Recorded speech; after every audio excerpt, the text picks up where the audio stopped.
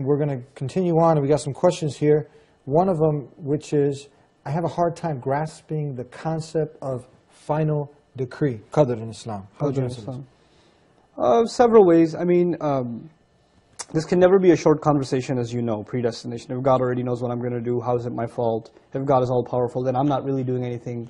Somebody else. And if someone has a hard time understanding that, you know, if it's the first problem, if God's under complete control, then I can't be held responsible. If somebody was having a conversation like that with me, the first thing I'd do is slap them. Why'd you slap me? It's like, it wasn't me, it was God's decree. You can't blame me for that because it was predestined. That wouldn't work. Would they buy that? Would they be happy with that? No, not at all. Because now I'm saying it's not my fault, bro. It's God's decree. They even know that at a practical level, this makes no sense.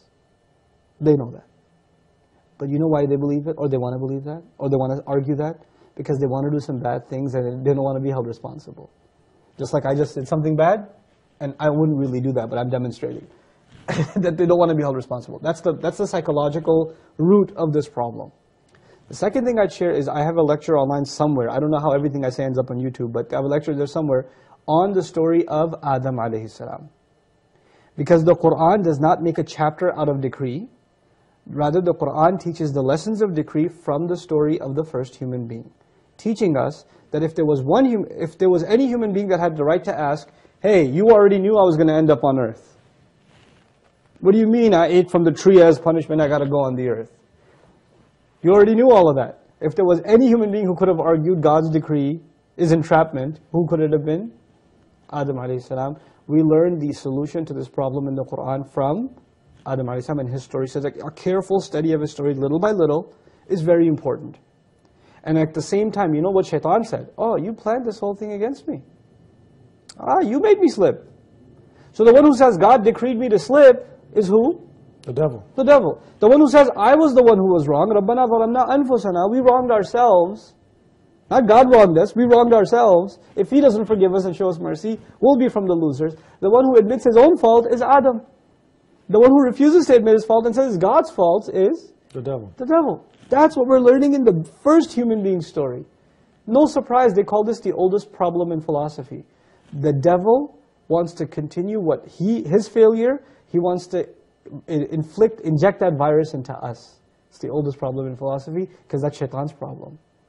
Predestination was Shaitan's problem, you know. The third thing, if somebody is really philosophically inclined, you know, some of our listeners, our viewers, they can understand simple arguments and that's enough for them. And some are very, very deeply philosophically inclined and they like to read, you know, deeper literature on these kinds of things. For them, there's a book I recommend. A friend of mine, actually, a senior in our community in Dallas, wrote the book. He's a sociologist, an anthropologist, a Muslim scholar by the name of Salahuddin. He wrote a book called God, Islam, and the Skeptic Mind. I think it's a fantastic book. I read it on my trip to London. I had 9 hours to kill. And it's a collection of discussions that college students had with him about their, you know, skepticism of belief in God, predestination, Sharia, etc., etc. And he collected all of them in one book.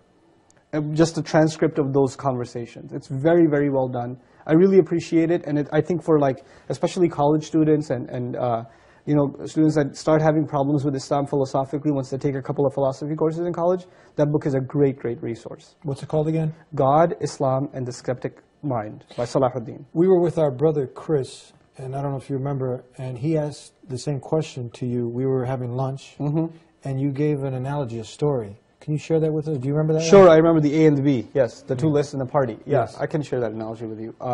That's actually the way my teacher explained it to me, because I used to have the same question, and you know, different people are satisfied different ways. I was satisfied with that explanation. He was satisfied with that also, yeah. Okay, so I'll share it with you. Now imagine that I'm throwing a party. Yeah. And I make two guest lists, people I'm going to invite. Guest list A and guest list B. Guest list A, it's secret. These are the people I'm going to invite, and nobody knows who's on this list. Nobody knows. It's a secret list. Guest list B is open. And I say to people, if you want to be on B, here's what you got to do. I give them a few to-do lists, and if you do these things, you can get on guest list B. Now here you are, you want to come to my party. You got two options. Maybe I'm on guest list A, I don't know. Or maybe I should try to get on guest list, B. If you say, well, I'm not going to bother trying to get on B, I'm probably already on A. You know what that proves? That proves you didn't really want to go to the party that bad. Because you're gambling, aren't you? But if you say, you know what, maybe I am on A, but maybe I'm not. But I really want to go to this party. What should I do? Whatever tasks there are to guarantee my spot on guest list, B. This is basically how guidance works, predestination works. Allah decides who's going to go to hell and who's going to go to heaven. There's a secret list. But there's also an open list. Do this, this, this, you get on guest list A. And there's some people Allah will decide to guide, they're over here. Amazing thing, you get to the party, guess what you realize? Your name is actually on both lists. And all the people who signed up on B were already on A. And all the people that didn't sign up for B weren't on A either. Meaning Allah mysteriously guides some people, but those are the people that do the right things anyway. Allah mysteriously decides some people don't deserve guidance. Well, you know what? They're the ones who actually don't do anything to deserve guidance anyway. So both of those things, in philosophy you could say, it's God's will and human effort. They come together in Islam. They come together. And the way they come together in the Quran, where this whole thing comes from, is actually one word in the Quran. It's in the Fatiha. Iyaka nasta'in. We say the word Iyaka nasta'in, which translates, your help we seek, or only your help do we seek. I'm sure you've heard that translation before. The word nasta'in in Arabic is important here. Different kinds of asking for help. I'll very quickly explain. If I had a flat tire, and I sit in the car listening to the radio, you walk by and say, hey buddy, could you help me change the tire please? I'll pop the trunk for you. And I sit in the car while you're changing my tire. That's asking for help, but that's a pretty retarded way of asking for help. Now imagine I had a flat tire, I got out myself, I pulled out the jack, I'm trying to crank up the car, but I'm not strong enough. You walk by and say, hey Eddie, you look like you work out, come on, help me out over here. I put effort in, and then I asked you for help. That's called nasta'in. Asta'inuka, I'm putting effort in already, and now on top of that I'm asking you for help. You know what we learned from that? The only time you and I have a right to ask Allah for help is when we do what first? Put effort in. If we don't put effort in, we have no right to ask God for help.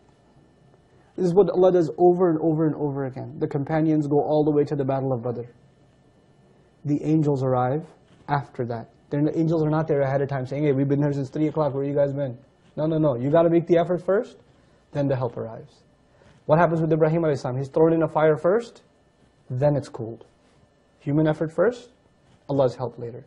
But both of those things come together. And that's essentially what predestination is. Once you put the effort in, Allah's decree is that you will be guided. Last minute that we have for our brothers in humanity, the not yet Muslims, and even the Muslims who now they've been away from Islam, and they are coming back. They watch some of our shows, they like what we have to say. What advice do you give to them, to the not yet Muslim and the Muslim, some of the basic things they can do right now to get back on track, or to get on track? Number one, you are in the opportunity of a lifetime. I mean, gosh, if you make tawbah now, if you repent to God now, and you change, you don't even do anything yet. You just sincerely turn to God and say, I'm turning back to you. I'm going to change my ways for you. Then you are in a better position than any scholar, any worshipper, any Muslim on the planet. Why? Because your slate is entirely clean. That's what tawbah is. And not only that, Allah adds another incentive. Maybe you have this endless mountain of sin behind you, and you're wondering, how could I just get rid of all of that? God's promise, He takes those mountains of sins, فَأُولَٰئِكَ يُبَدِّلُ اللَّهُ سَيِّئَاتِهِمْ حَسَنَاتٍ Surah Al-Furqan, 25th surah. Those are the people, the ones who sincerely repent to God, or turn back to God. He will take all of their endless mountains of evil deeds and convert them to good deeds, just because they repented. So not only are you starting at 0 sin, you're starting at billions of good deeds, because all of your billions of bad deeds have actually been converted, just from that one act. This is the opportunity you're sitting on. And Allah knows the one who procrastinates, the one who holds back. And Allah describes that person on Judgment Day, and that person says, they're about to go into paradise, and a wall is dropped. And they're like, what happened? We were going to come. And one of the first responses is, وَلَكِنَّكُمْ فَتَنْتُمْ أَنفُسَكُمْ وَتَرَبَّصْتُمْ. You put yourselves on trial, you kept yourselves from coming forward, and you procrastinated. You said, I got some time. After this weekend, one last party, then I'll change. One more Ramadan, then I'm good. One more, well, just a little bit more. Just a couple more semesters, and then I'll stop. You were the people that procrastinated. So, well, it's dropped. you can't be from us anymore. So this is the opportunity you have to avail now. You and I have no time left. There's no time like now to make tawbah. So don't think you have time left. I shouldn't think I have time left. This is why the Prophet ﷺ used, look at him. His status compared to us. He used to make tawbah to Allah. He used to repent to God, ask Allah for forgiveness hundreds of times every day.